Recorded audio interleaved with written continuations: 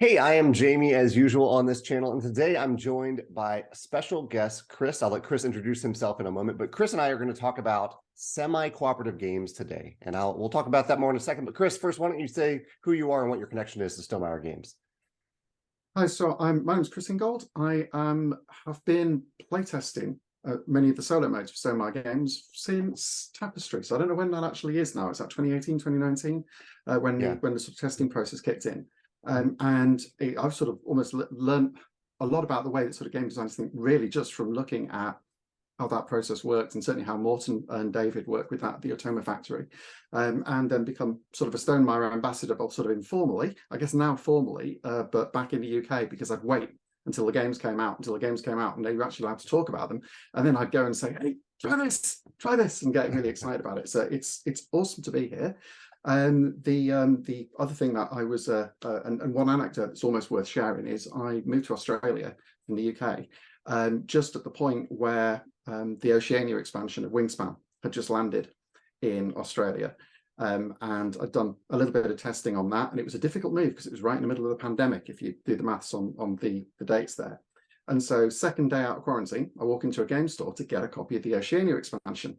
And they looked at it and I said, what are you after? And I said, after that. I said, oh, is that the one with your name on it? And I went, actually, yes. Very small print, but yeah. And from that, I became friends with the Melbourne game scene, that conversation. So it's been a hook, and like Stonemaier Games are a big part of my heart down here in Melbourne. I don't know, Jamie, if it's all right, if you don't mind me doing a brief plug. We run Melbourne's biggest community-run gaming convention. It's going to be 10 years old this year, so we're celebrating that as well, back at the end of November, our MeepleCon convention. So at the moment, we're full-on sort of organising for that, and it's great fun. It's a fantastic scene down here. That's awesome.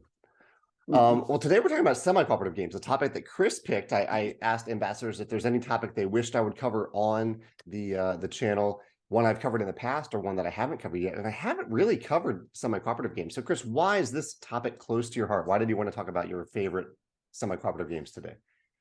So semi-co-ops have always had a big place in my heart because more than any other sort of game, they really bring out, I don't like the word theme, but they bring out the story of a game. When you play a semi-co-op game, you get a story out of it, because real life is semi-cooperative. If you look at adventure movies, if you're on go to the cinema, read a book, whatever it is, you very rarely see a film where this gang of spies or thieves don't have like a little bit of a mole hidden in there, or there isn't somebody who isn't quite who they seem. So if you really want to tell a story in a game, you need a little bit of that. And semi-co-ops really bring that out. And I find that they get a bit of a bad press because I get really excited about them, and then I'll look at something on the dice tower and people moan and go, oh no, it's semi-cooperative. Right. So I kind of felt I wanted to come in and defend semi-co-op games, and not just kind of say they're not that bad, but actually say how wonderful they can be, and how great that semi-cooperative edge is at delivering a real story. And that's what it was all about. Let's we'll define what the semi-co-ops mean to us in a second, but just to give people kind of a starting point as to what we're talking about, I'm going to read through quickly the ambassador picks that showed up multiple times on a quick survey that I asked them. So they mentioned Battlestar Galactica, Betrayal at House on the Hill, Between Two Castles of Mad Kid Ludwig, Between Two Cities, Castle Panic, Clank Legacy, Dead of Winter, Fog of Love, Nemesis, Shadows over Camelot, and Unfathomable. And now Chris and I are going to do our honorable mentions. And Chris, leading into that, why don't you share how you define a semi-cooperative game, and then you can share your honorable mentions. So I think for me, a semi-cooperative game is, I guess as the title says, is when a game's got an element in which you're cooperating together to achieve something, and where you've got an element at which you're competing with each other to achieve something. Probably easier to define is what I'd leave out of being a semi-co-op game. There was one interesting one in the honorable mentions that actually made me think, oh crap, I didn't even think of that sort of semi-cooperative game. But the thing that I've left out is anything that is explicitly one versus many at the start. So something like Fury or Dracula. And the reason for that is at that point, anything with a games master becomes semi-cooperative, and it becomes almost a little bit moot.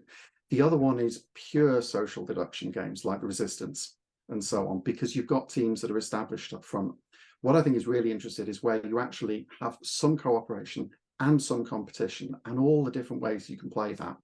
And what I've tried to do is really think about the different types of semi-co-op games and say what's brilliant in each type, and pull that together. So that to me is how I define it. Jamey, is that in line with what you think?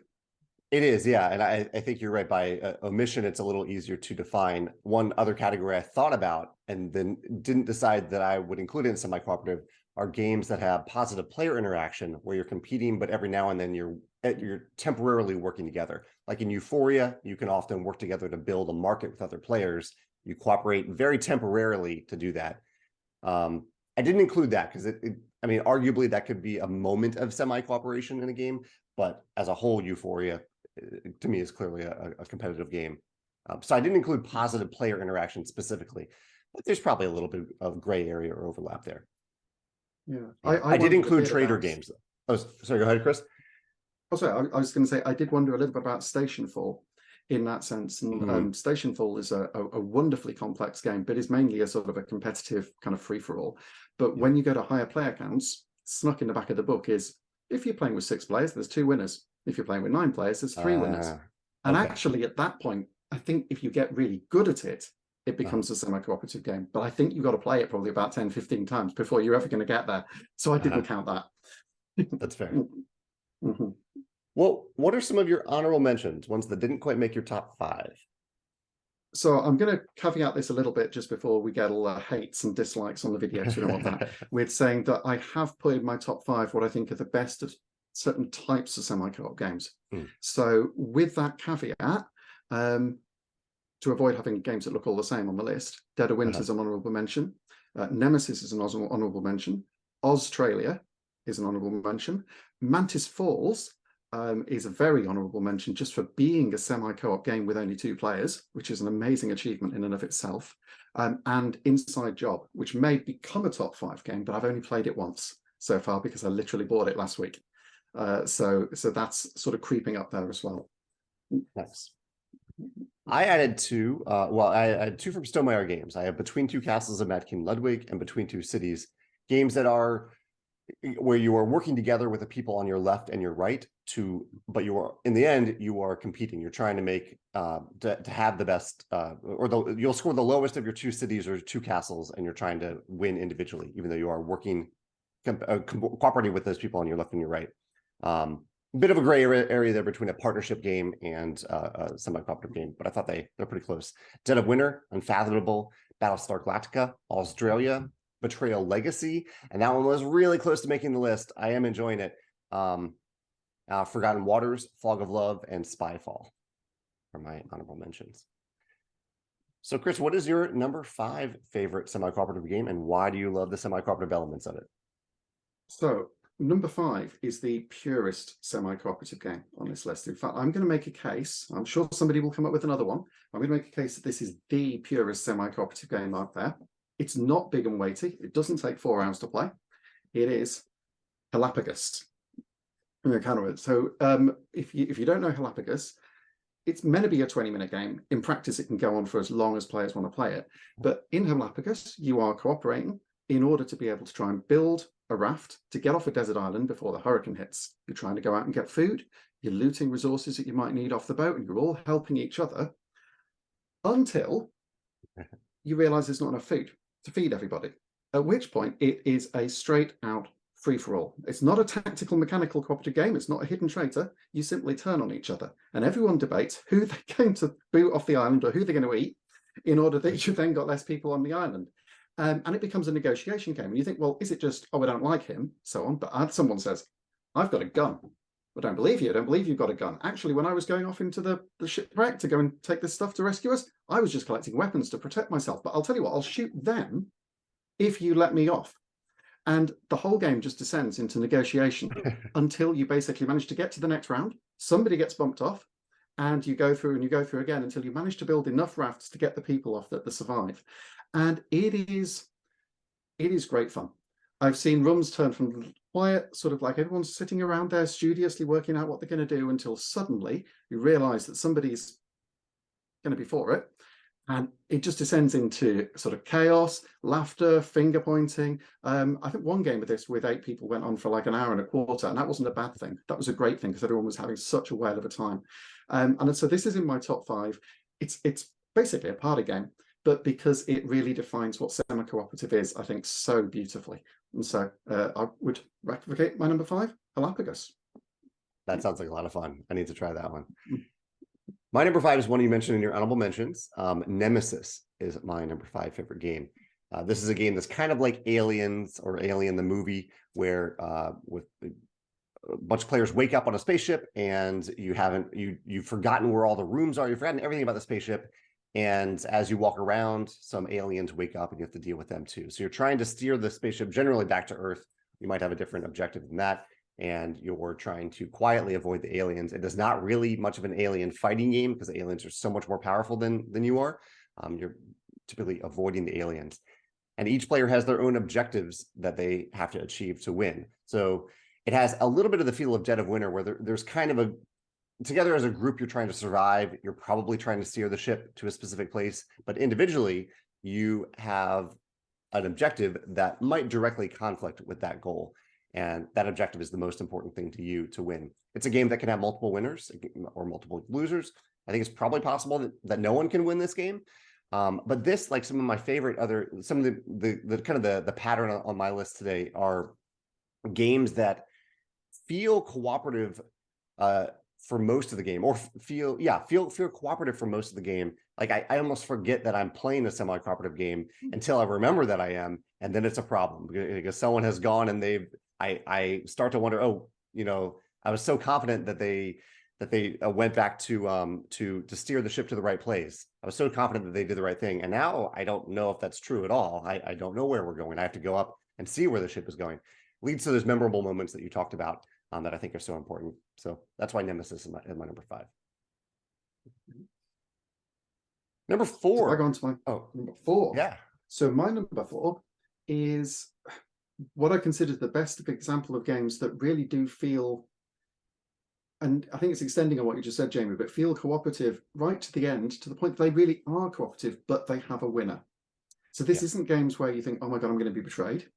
This isn't games where you think, oh, everyone's going to turn on each other. It's games actually people enjoy playing, and those that hate semi-co-ops hate playing. But you are competing, and there is a winner. And the best example of this is the fantastic, Forgotten Waters. Because in Forgotten Waters, the primary game is you are playing a co-op story game where you're in a magical fantasy pirate land, adventuring through the high seas, somewhere between kind of Pirates of the Caribbean and Monkey Island, in sort of silliness. And you have daft adventures, fight beasties, and attempt to survive and sort of solve the puzzle of the story. And that's all fantastic. However, along the way, you've also picked a special pirate identity on your pirate sheet. And the pirate sheet will not be visible in terms of the light here. I can attempt to hold that up there. There's this little kind of like sort of star chart on your pirate. And that's not going to show up properly on the screen. But you fill out this star chart as you achieve certain things about you as a pirate. And at the end of the game, the winner of the game is not the group. Well, it is the group, but it's also the pirate that was the most piratey in doing it. And you have to basically make sure that you're following the personality of your pirate through and making choices. And sometimes you'll be in a point where you go, well, there isn't a worse choice, but I'm going to take this choice because it's just more piratey. And I think right now I can get away with it. And the person that gets away with it the most ends up the most piratey at the end. And that's fantastic because it has none of the bitterness. Actually, no one cares if they win or lose. I've never seen anyone play Forgotten Waters and sit there and be upset because they were trying to min-max it to be the most piratey pirate. You just do it for the story and for the ride of it. And so in that particular type of semi-co-op game, for me, my favorite is Forgotten Waters, and that's my number 4. And this one, like a few others on my list, I almost put Forgotten Waters on my list, but I didn't because I forgot that it had that competitive element. Like I remember it as a cooperative game, even though it isn't entirely cooperative. And that segues a little bit into my number 4, Treasure Island. Treasure Island, in my memory, is a one versus many game. There's one, I believe one person is playing as maybe Long John Silver, some famous pirate, maybe Blackbeard, and they're trying to break out of jail. That's that player's goal. All the other players are trying to find the treasure that pirate has buried somewhere on the island, and they're interrogating that pirate as they play. They're trying to kind of it's a deduction game at that point. They're trying to narrow down where the treasure might be buried. And in my memory, I was like, okay, we are all working together to interrogate this pirate and find out where the treasure is. But that's not correct. We are all acting individually to find out where that treasure is, but some of that information is open information. We're writing on, you're actually like writing on the board to show where the treasure might be. And so after I remembered that, I was like, oh, wow, this really is a really special semi-cooperative game that I really enjoyed playing, because I had that feeling of one versus many, even though in the many, we were still competing against one another to find that treasure. So yeah, Treasure Island, have you played this one? I've not. No, is this the Treasure Island where you're drawing? This is one that you have dry erase markers and you're drawing on the island. You're trying to narrow down exactly where this treasure is buried before the pirate breaks free of prison and goes to find that treasure himself. I've almost taken that to the tilt so many times because my weakness is pirate games. Normally, even if a game's terrible, I'll pick up a pirate game. I'll pick up a pirate game for under any circumstances. I'm waiting until the full set of Sea of Legends expansions descends on me next year, and I have no room for them. But they're piratey, so I will almost certainly have to try that one out. But I've just never actually tried it. And we didn't put it in our board game library for our board game club because it was markers, and we thought eventually it would get too dirty. So that's definitely one I'll be trying out. Cool. What's your number 3 favorite semi-cooperative game? So my number 3 is, and there are different sort of versions, editions of this and so forth, and is a little bit of an old classic. It's one of those semi-co-ops that I think has informed what semi-co-ops are to people, and I've had a bit of a think because it's a bit broken and a bit clunky, and it doesn't always work, but when it works, it's still phenomenal so many years after, and that is Betrayal, House on the Hill. It almost needs no introduction, but Betrayal, House on the Hill, you are all working together, looking through this map, exploring and so on, until suddenly one haunt too many picks up, trip on one too many creaky floorboards, and suddenly one of you becomes some kind of a ghoul, and you look it up in the book, and sometimes it's amazing. Sometimes it's ridiculous and completely broken, like when you find yourself in a mission effectively chasing Harry Potter's Horcruxes, but all slightly misnamed to make them look different.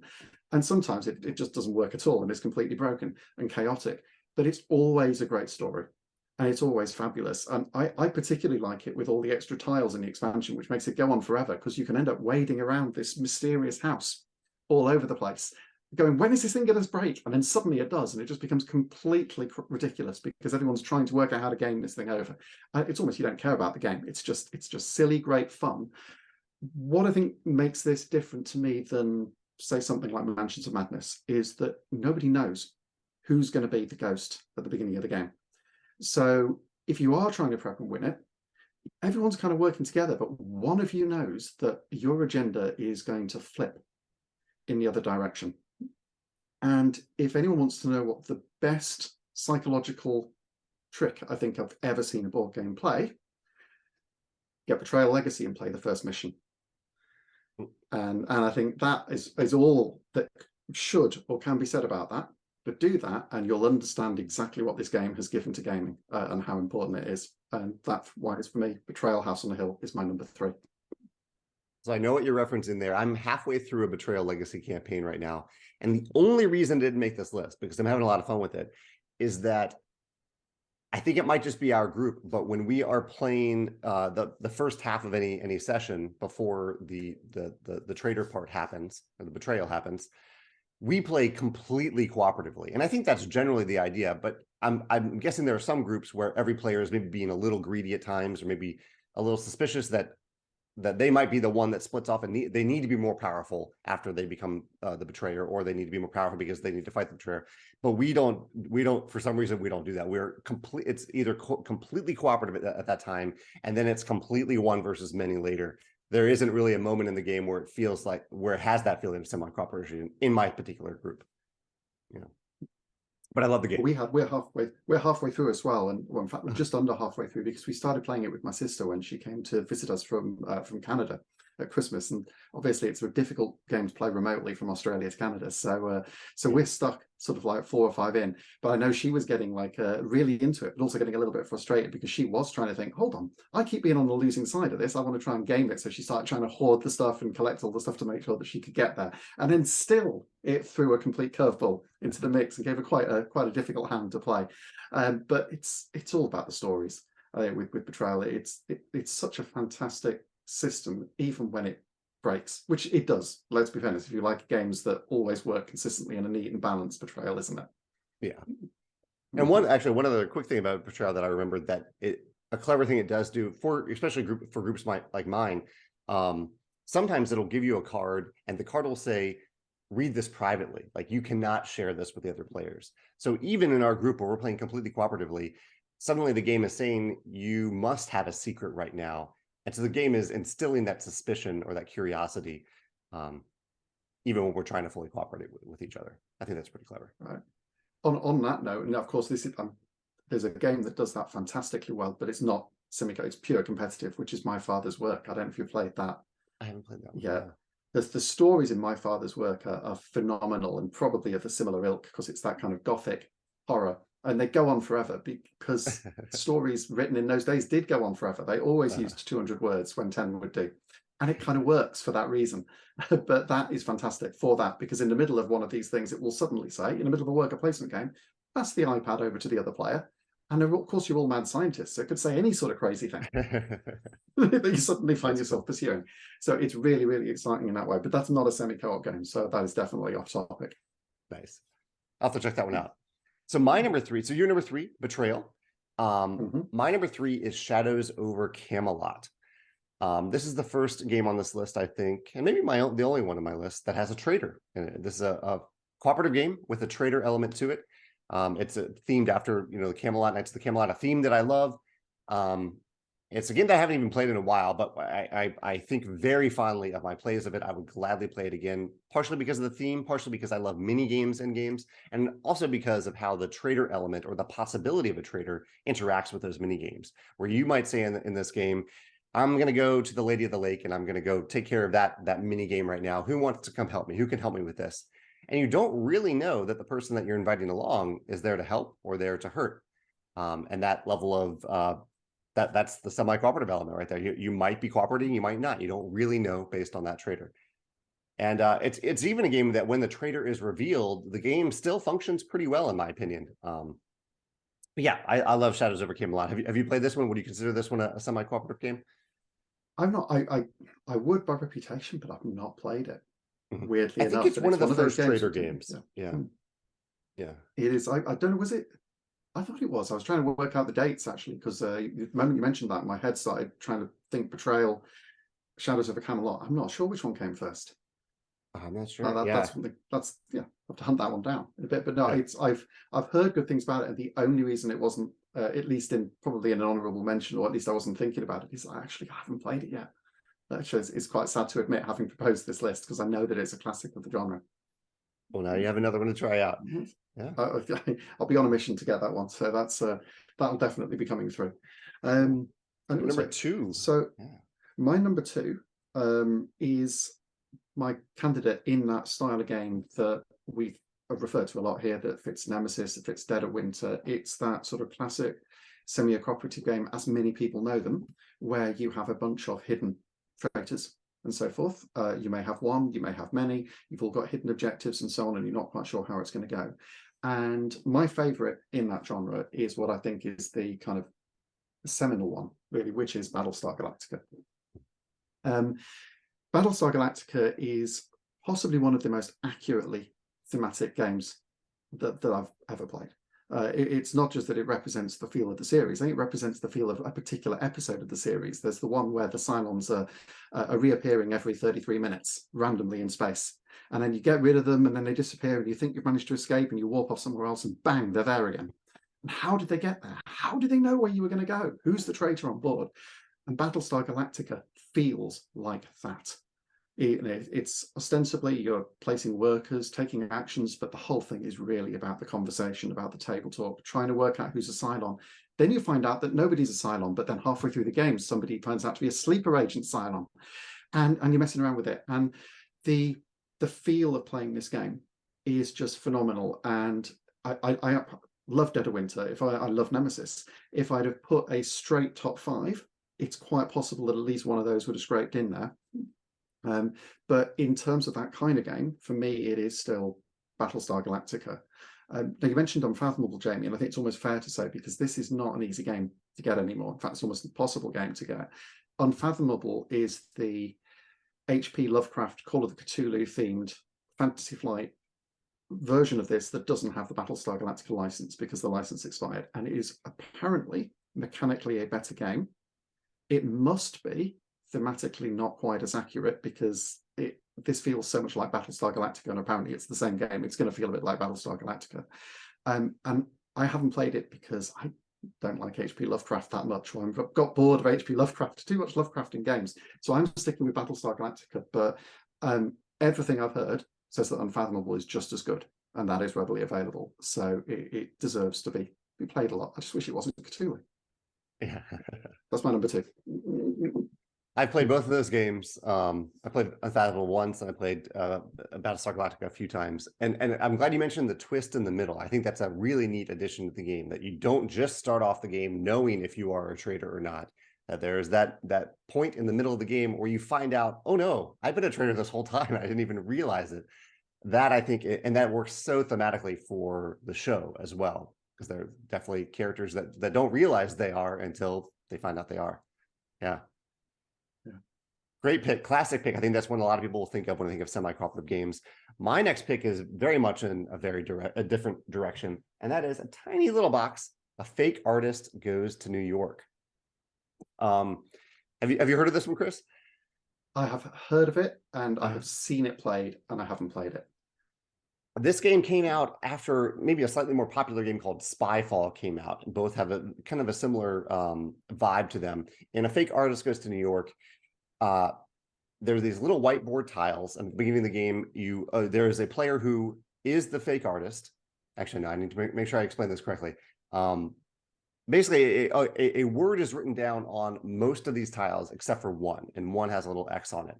And that you hand out these tiles randomly to all players, and then all players are going to cooperatively try to draw a picture that conveys that word. So if I write the word dolphin on it, then we are all cooperatively going to draw a dolphin. So you draw like part of a dolphin. You're sharing the same piece of paper. You're drawing part of that picture, and you're trying to draw enough to convey to the other players that you know that the word is dolphin and that you are a real artist. But not so much that you give away the picture to the person who has no idea what they're drawing, because one of the players has that X. They have an X tile. They don't know what they're drawing. They're trying to figure it out, and they're trying not to give away, as they must draw on their turn, that they don't know what they're drawing. And you go around and you do this in 2 rounds, and then there's a moment like in many cooperative games or bluffing games where you point at someone who you think is the fake artist. And it devolves from there. But I love this idea. I love this balance between drawing the right amount to convey that you know, but not too much that you give it away. And even so much that at the end of the game, if the fake artist is outed, if they are revealed, they get the chance. They have a chance to say what they think the picture is. And if they get it correct, they win there too. So even then, you need to draw just enough to convey the idea of a dolphin without explaining the dolphin. And we've had so many fun moments, so many really, really funny moments, honestly, while playing this game. Yeah, I highly recommend giving it a try. And we sometimes play on a bigger piece of paper. I think the small piece of paper does work well, but it's sometimes hard to see across a big table. So you can play it on a bigger piece of paper too than the one that's in this box. That sounds fantastic, because the other thing around that is it flips the whole traitor mechanic on its head a little bit, because rather than being the kind of like the big all-knowing kind of like sort of like evil mastermind, you're actually a little bit lost. Exactly. How the hell do I hack through this? That's the completely opposite power balance between those sorts of teams, and that sounds great. I've seen it played, but I didn't actually know the structure of it at all, because I've just seen some people out with it and scribbling and so on. I didn't even realize it was a semi-cooperative game, so I've just seen it from a distance on the table. So that one I will definitely be seeking out, because that sounds like my perfect game. Actually, I think that sounds wonderful. So I'll be hunting that one down probably this week. Awesome. I'm curious to hear your thoughts. So we're on to the big one now. I'm so curious. Actually, I kind of know what your pick is, but I haven't looked at it in a few days. What is your number one, Chris? So my number one, I have to caveat this a bit. This game is, to me, it's one of the greatest and most thematic board games ever made. And it has thematic, it conveys reality and the reality it's trying to portray in a way that many other games have always failed to do. And it embeds a load of that complexity that you get in a real life and difficult situation that is going on in the world. A lot of the betrayals, a lot of the politics, a lot of the machinations and so on. It's also, unfortunately, a game which has not necessarily aged well in terms of how it portrays colonialism, because it's another one of these games that does reflect on the colonial era, on exploration of new worlds and so on. And it actually does engage with the fact that the people doing that colonizing were not necessarily doing it very benevolently, but it tries to sidestep that a little bit by justifying it by saying you're playing to be the most peaceful colonizer and so on. So I'm going to pull this one up, but the one thing that you need to know about it is that you are playing the bad guys if you play this game. There is no way you can play this game if you're not playing the bad guys, and that is Archipelago. Archipelago, probably more than any other game I know, reflects how people actually behave. You've got characters who come in ostensibly believing they're on a mission of peaceful colonization, but in fact what they're doing is they're taking over a beautiful land, they're exploiting that beautiful land, they're betraying each other, they've all got secret objectives, and the way that you win the game is to try and achieve these secret objectives, but you've got to keep the country compliant. And to keep the country compliant, you try and make sure that you've got people in safe, easy jobs, whereas you've got the sort of the reactionary forces in the country will try and step up and basically push you out. And they can do that, and you all lose. But if you manage to achieve and succeed and stop that from happening, then eventually one of you is going to win by surprise, because nobody knows whose objective is which.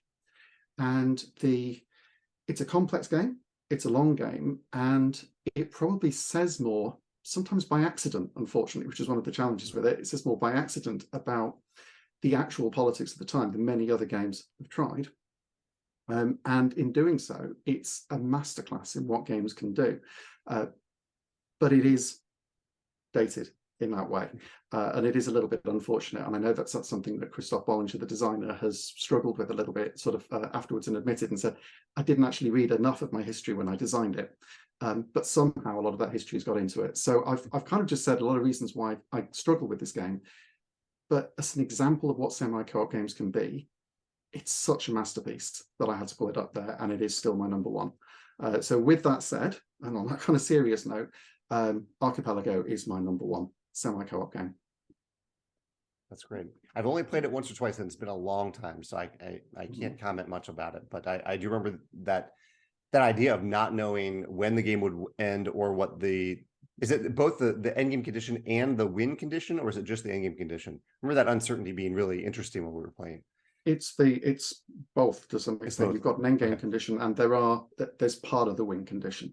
There are certain things which are consistent. You're looking to be wealthy, and you're looking to have that kind of expanse of territory and so on. But a lot of it's the end game condition. But there are elements that you are going to score for within that as well.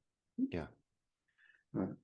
So but the way that it builds up that, I think that idea first of kind of almost like this kind of island paradise, because Archipelago has got some of the most beautiful art on its map tiles of any game ever. It's really evocative. And then as you start from that point of view of exploring and the different things, and then it becomes more about the politics. And things start to sort of descend into that sort of politics, and you don't quite trust what anyone's doing. You don't understand what everyone else is doing. You're not quite sure when somebody's trying to get one over on you. There is trading in the game if you want to do it. There is a lot of negotiation in the game. It's just so vibrant, but it makes you think. And I think that's one of the things that if you really look for from a game that's thematic, that it actually makes you look at the story that it's telling and actually makes you think. And sometimes it makes you think, oof, a couple of times. Right? It's not a game that necessarily makes you think, ooh, that's nice and fluffy and exciting and adventure story. It actually makes you think quite hard. Yeah. But that's a real achievement for a game to do that. So Archipelago, Chris's number one. My number one, I think, is a little less controversial here. This is another game where, in my memory of the game, I think of it as a cooperative game, but it isn't a cooperative game at all. And I remember this because recently the sequel to this game was on Kickstarter, and in the advertising for that Kickstarter, they were saying, "Oh, this time it actually is fully cooperative," and that made me remember that the original Clank Legacy was not a cooperative game. This is a competitive game with semi-cooperative elements where you are often working together to solve missions that will hopefully benefit the group in future plays of the game, because you're making decisions now for the next session that might impact the next session or many sessions after that. But you're still competing. It's very much a competitive game where there is one winner each session. And I think that is my favorite genre of semi-cooperative games where we really do forget that you are competing until the moment when it matters most. And in Clank Legacy, I can say that I was enjoying the cooperative experience so much, or just the collaboration with other players, because it wasn't always competitive. There were times where I would want to do something. I had a motivation to go discover a new part of the board or to complete a specific mission, but we would often divide up the missions between the players so that multiple players weren't trying to do the same mission. So we were actively cooperating, even though the game didn't tell us we had to play that way.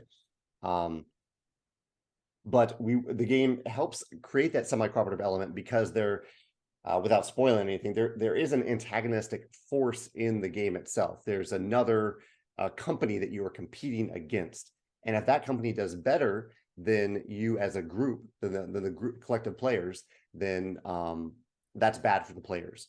So not only do you have like moments of kind of divide and conquer in the game where you could compete if you want, or you can cooperate, but there's also this element of this other entity that is very good at the game, even though you don't really see them doing much in the game. You're just told, hey, they did really well this game. You're competing against them the whole time. So I think the game does a good job of using that other entity, that third party, that NPC, to create the idea of cooperation in a game that some groups might play entirely competitively. And that's actually another cool thing about it. I think that groups might play this game completely differently. There might be groups that play it super competitively, and there might be groups more like mine that played it mostly cooperatively. Have you played this one, Chris? I've not played. Yeah. I've played all the Clanks. I've never played Clank Legacy because I haven't had the group to play it. And I love Clank to death. It's one of my favorite games of all time. And a good friend of mine we do a podcast together, and we were talking about on that some of the Clank Legacy experiences that she'd had, because she's played it with a group and they went to playing it, if I remember this right, all cooperatively, because it got a little bit kind of icky when you got to that point where everyone had been cooperating, everyone was there, and then someone goes, you know what, I think I might just shaft you and leave you in the dungeon. and that's, it wasn't good for group dynamics. So they actually went and said, right, okay, we're going to do this as cooperatively as we possibly can, and kind of make almost some, not so much house rules, but just some tacit agreements that they were going to play it that way. And I can imagine some other groups playing it absolutely ruthlessly. Or as ruthlessly as they can, because you do with Clank. Clank is one of those games where you pootle around and then suddenly you go, hey, bet you didn't know I was going to run out the dungeon. So I would love to play Clank Legacy, and it doesn't surprise me that the second one is fully co-op. I've heard that quite a lot, that people want to be able to play it cooperatively. I would love to get a group together to be able to play the first one, and that's one of the things I'm hoping to try and do at some point over the next year, because it just looks fantastic. I think you'll enjoy. I'm curious how your group ends up playing if you get the chance to play it in the terms of that semi-cooperative element. I'd even forgotten. You're right. It's like in Clank, there's that moment where you have to turn around and run back up to the surface. And in our group, I'm trying to remember how we navigated that, because I think we gave each other more of a heads up than a normal Clank, where I play Clank, I just, at the right time, I'll bound back up, I'll surprise people. But I think when we played this, it wasn't completely cooperative at that moment, but I would give everyone a heads up and say, okay, in a few turns, I'm going to think about running back up. So this is the time to start to think about getting your artifact or getting whatever your goal is here. Yeah, really neat experience, really neat to have some cooperative experience. Yeah, I think that was it. There was that kind of, there's an area in Clank where you've in that safe zone, where even if you don't get out, you're kind of okay, and you've still got your goodies. And I think it was, like Jen said, that everyone was going to get back into that area before anybody completely skedaddled or made sure that. So you've always know that everyone's going to be able to at least be safe and score some points. You won't end up with zero, because that's always the kind of slightly evil fearing that Clank can leave you with, is that you can quite rightly end up scoring absolutely nothing because you took too many chances and you lost. which doesn't always work in a legacy game. Yeah. Well, those are our top 5 lists and honorable mentions. And Chris, you had one other game to mention, one that you're looking forward to. Do you want to talk briefly about that one? Yeah, so I mean, and this one, I have no idea how it's going to play, but one of the games I'm really looking forward to that's a semi-co-op is called Shasan Azadi. It's a game by an Indian publisher, and it's a sequel to a game called Shasan. And have you played Shasan, Jamey? I played it once, yeah. That's right. So Shasan is a game about politics. It's been made and very, very deeply researched about politics, and it's also a kind of an area control game where you're trying to take over and manage around sort of where, you know, how you're going to get your votes and how you're going to gerrymander your votes over into another district to try and win an election. And so it's a mixture of a party game where effectively you're getting your resources by being asked to give an answer to a question, and sometimes having to go, you know what, I'm going to give the evil politician's answer that I don't agree with because I want their votes, and so on. And that's how Shasan works. And it actually is trying to educate people about politics in quite an entertaining, funny way, whilst also being quite a good area control game. So Shasan Azadi, they have decided to do the same thing, but they're looking at revolutions, some real revolutions around the world, you know, like the Arab Spring, and some kind of like, I think, some sort of more fictional revolutions as well. And they've built one with like a moving board and with lots of revolutionary factions, but they're saying that those revolutionary factions now cooperate with each other because they're all looking to overthrow the tyrannical government that you're trying to do. However, at the end of it, as happens in most revolutions, those factions, once they have overthrown that tyranny, will now split up and all be at each other's throats because, quite frankly, they all want to be in power. And the point of that is that you want to get that position, you know, that seat of power for yourselves. You don't want to share it with your other revolutionary cohorts. So I'm really, really excited to see how that comes out, because Shasan was one of my favorite games, favorite surprise games when it came out, just because it worked so well, or it felt it worked so well. I don't know, Jamie, I assume if you played it once, you played with the American pack, or probably, yeah. It's been a few years. I played it like right after it came out, and I haven't played it since. Yeah. So that one's exciting. Is there anything that you're looking forward to, Jamie, in that space? In the semi-cooperative space? Well, you know, I was just thinking that I could probably make an argument for the King's Dilemma to be a semi-cooperative game. It's in that gray area. I play the King's Dilemma. I love the King's Dilemma. So I'm thinking I'm really looking forward to the Queen's Dilemma. Again, gray area. I'm not sure if that quite counts as semi-cooperative, but there are wonderful moments of temporary alliances in that game that then quickly break apart into non-alliances at all. And I'm very much looking forward to the Queen's Dilemma next year. Yeah, that sounds fantastic. And I've still not played the King's Dilemma, which is one of my wish list. And again, I've got a couple of close friends, but they played it, so they've been through that. But it's one that I really want to have a look at. So the Queen's Dilemma is quite exciting for me as well, because that might be a chance to sort of step in and join in from the beginning. Yeah, hopefully it'll be a good follow-up to the King's Dilemma. Well, Chris, this has been a delight. I love hearing your perspective on this, and I appreciate the opportunity to do a list that I haven't ever done before. This was a lot of fun to discuss semi-cooperative games. Is there anything else that you want people to know before we sign off? Only just I guess a shout out to the Australian board game community and some of the fantastic designers out there, and say if you're in Melbourne next November, please come to the 10th anniversary and the 10th birthday of the MeepleCon Games Convention, which will be sweating blood to make the best MeepleCon ever down in Melbourne. And if you're not in Australia, come and visit Australia, because we are now fully open and all keen to see you. And that's open to you, Jamie, as well. Come down to Oz.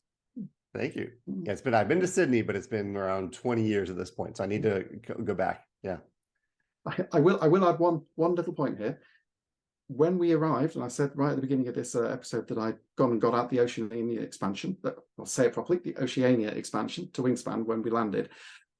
One of the first things we were doing was sitting in our building, looking out the window and looking at the birds.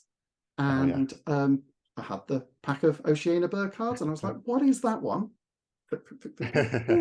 So the Wingspan birds cards were our wildlife guide for the birds during our first few weeks in Australia. Unfortunately, you can't do that with Arc Nova, because they've got some of their pictures wrong.